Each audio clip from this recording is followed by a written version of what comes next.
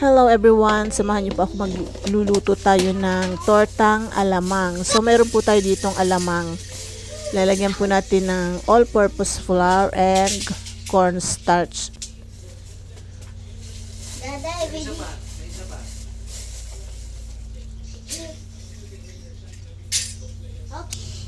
And then lagyan po natin ng luya. Ito po yung luya at sibuyas.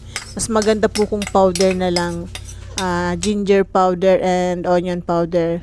Ito po ay garlic powder para po hindi na nasasalat sa pagkain yung tawag nito, luya at saka sibuyas. And then naglagay po tayo ng asin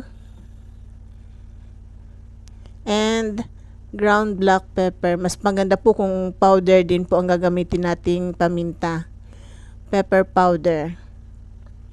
Kasi para po hindi nasasalat kapag kumain tayo, hindi nasasalat yung texture ng mga ingredients.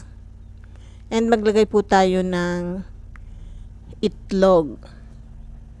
Saka po natin hahaluin ng maigi. Ayan, i-mix po natin ng maigi hanggang sa mag-combine lahat ng ingredients. Kaya ko po sinabing mas maganda kung powder na ang gagamitin, yung bang ginger powder, onion powder, and garlic powder. Pati na rin po yung black pepper. Para po, pag kumakain tayo ng tortang alamang, hindi natin nasasalat yung buo-buong sibuyas or luya, bawang, ganon. Naglagay po ako ng luya para pangtanggal lang sa din po.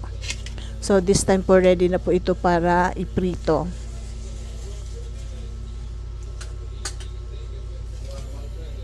Ipiprito na po natin itong alamang.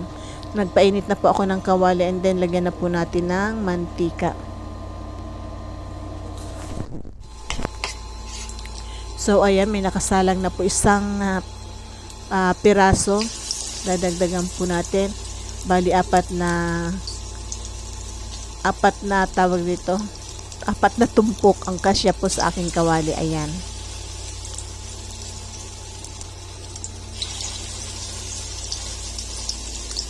Diba? Yan. Ganyan lang po kasimple magluto ng tortang alamang.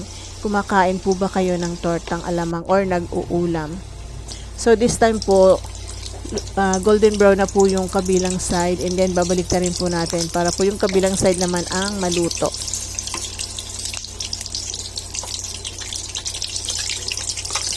Mura lang po kasi ang hipon or yung alamang.